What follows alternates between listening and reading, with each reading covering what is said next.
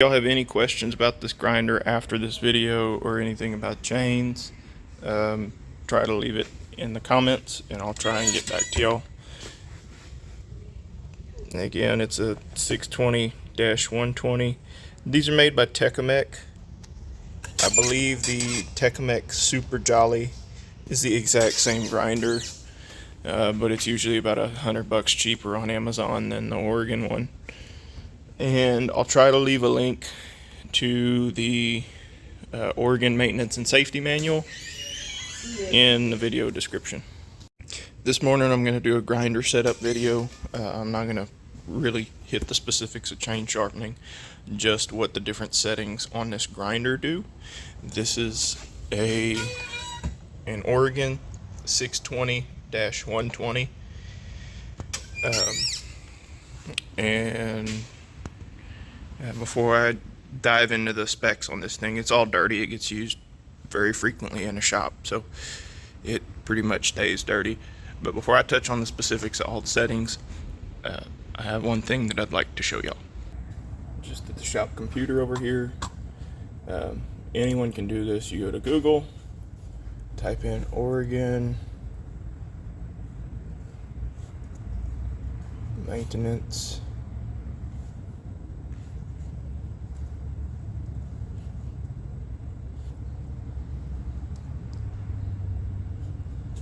Manual. And on Google, clear pop-ups. On Google, the first option, Oregon Maintenance and Safety Manual. You click on that one. It's going to bring you to like a PDF file. It's going to be way too small. This is a pocket book. It's also in, not like the hard copy form is a little bitty book. All this stuff is also in like the Oregon catalog. I don't know how many of y'all have one of those, but I'll show you where it's at in the catalog. From pages 14 all the way out to 47 and 45, 47. From 14 to 55 is pretty much all about saw chain. The area we're going to concentrate on is page number 39, I believe.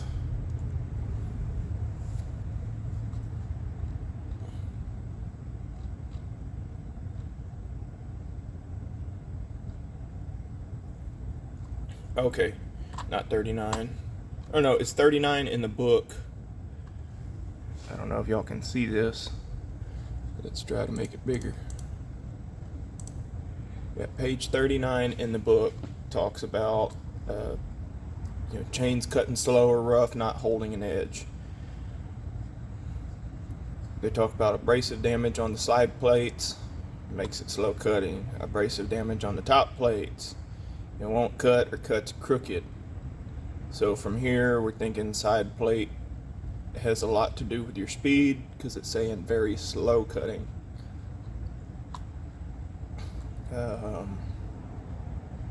Anyway, y'all can check this. Y'all can check this out yourselves, as long as you got internet access.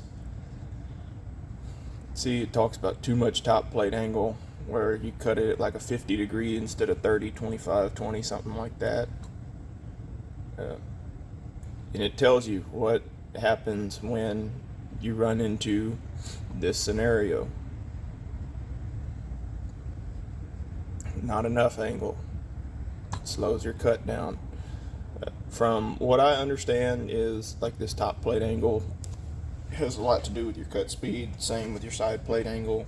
But anyway, that's enough rambling about this. Y'all can go read it if y'all like. I'll show you some other stuff in this Oregon book. Let me reset the camera.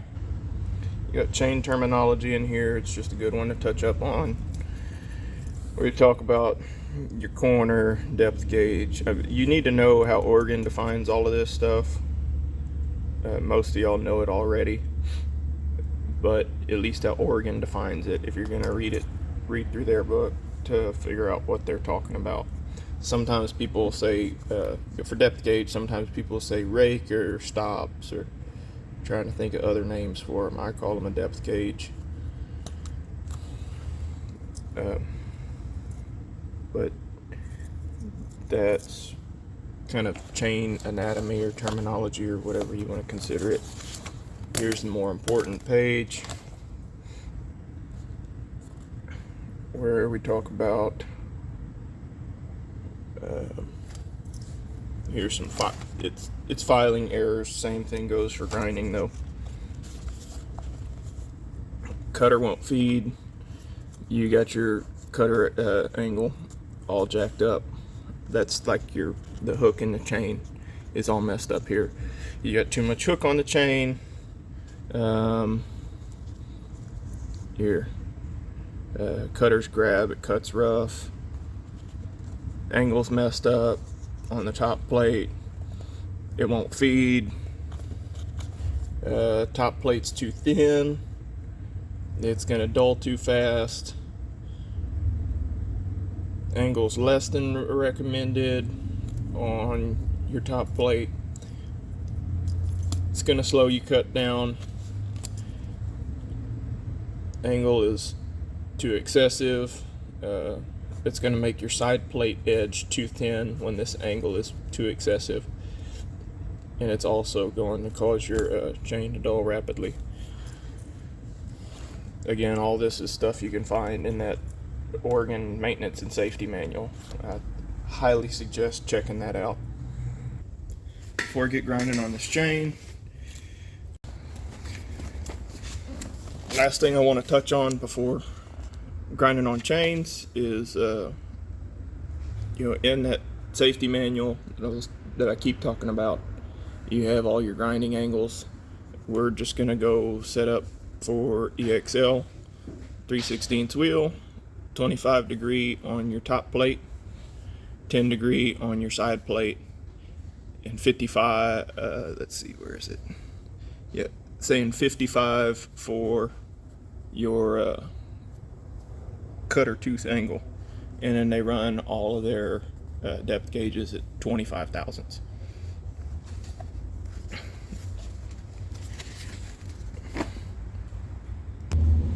Three angles to mess with on your grinder are your cutter tooth angle, and I have that one marked 55 to 60 because that's kind of the zone you want to be in. This is the angle on your top plate, and then this slider angle over here is the one on your side plate. I have it marked between 5 and 10. That's typically where I run things, but I'll just do a couple of them to show you how the adjustments affect cutter tooth profile.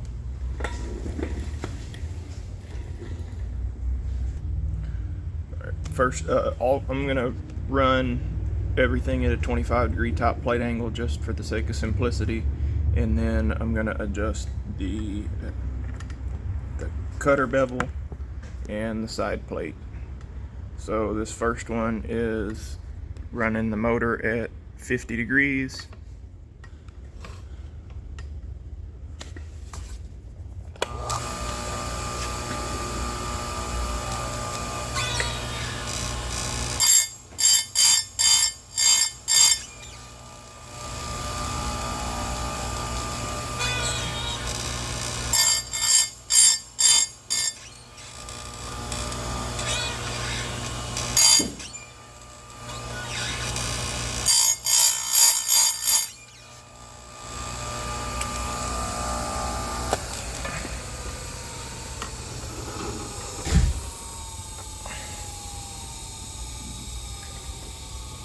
Now, if you look over on this side, you can see pretty much got that entire cutter bevel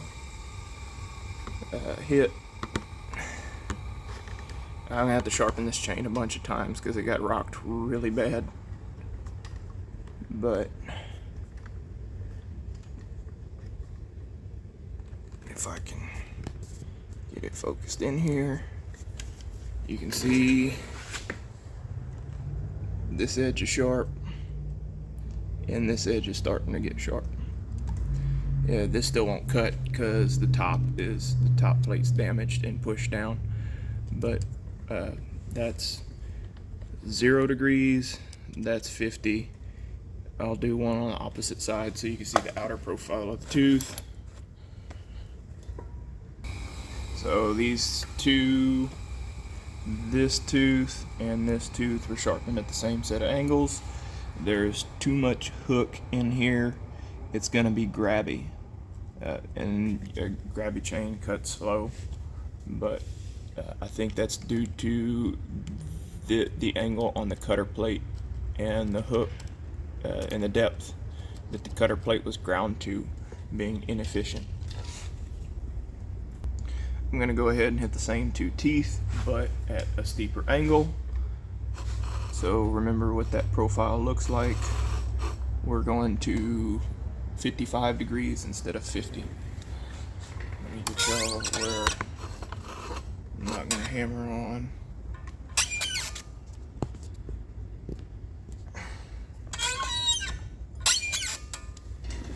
It's probably all out of focus here, but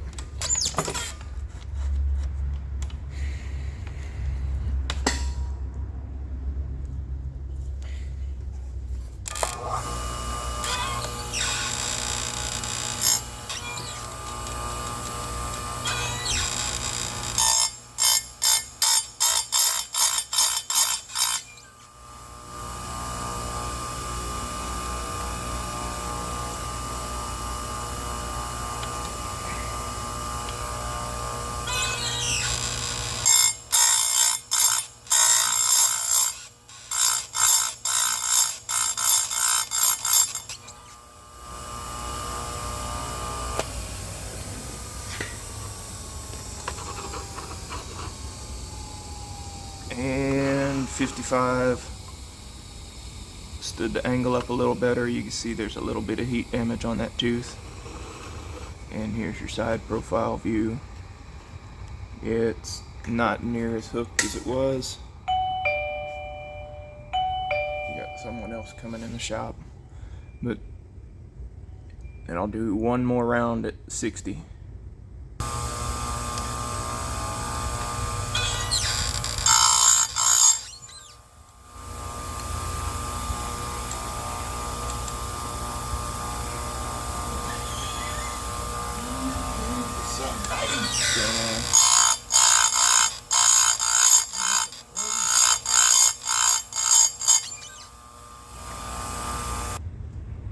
And this is the same.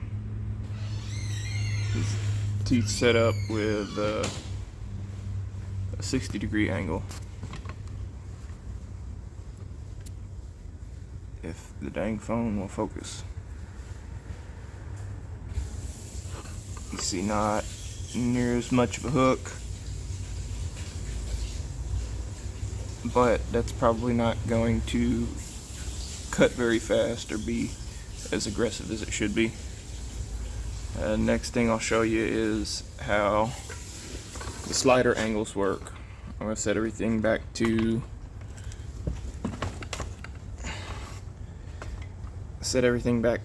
55, I guess, and go from there. Okay, I'm going to mark this with a Sharpie so you can see the difference that's popping up in the edge. And these teeth are all jacked up on this chain. That's why I'm not worried about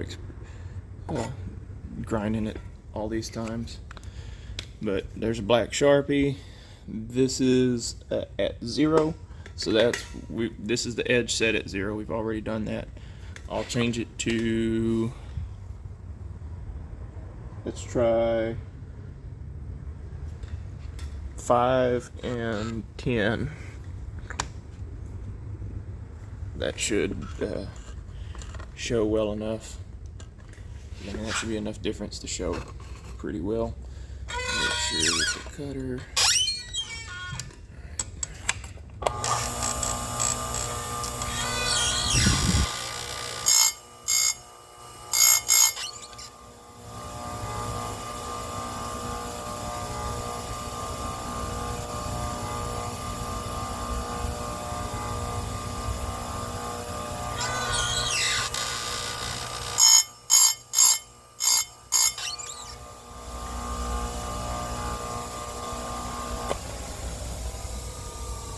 Alright, now we know for sure that this is giving you more, giving you a steeper angle on your side cutter.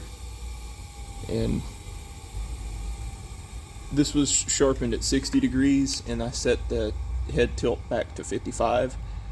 That's why nothing came off of this top plate. And then we went from 0 to 5. That's why the inside ground out of the side plate first.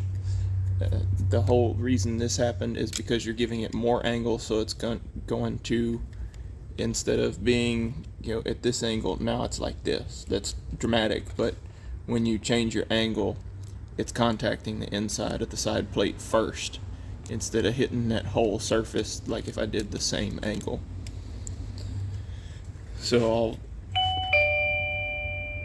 dark it up again, and then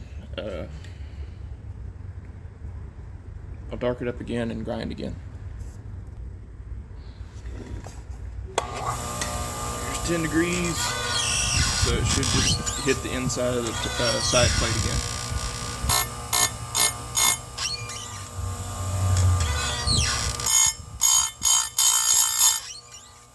I moved it forward, but you can see, dang it. Alright, I moved it forward, that way, but you can see again it contacted the inside of the side plate first, and we've almost come to that outside edge now. I think that's a pretty decent illustration of how these settings work. And if it was me, I'd start with what the book tells you, use that as a reference, and then adjust it based on just based on wood, personal preference, whatever. This side plate angle does make a difference, especially with this grinder. If it's set at 0, it's slow. There's just no ifs, ands, or buts about it. A stock out of the box chain will blow it out of the water. If you got 25 and 55 and 0, you really want to be in that 7.5 to 10 range on the side plate.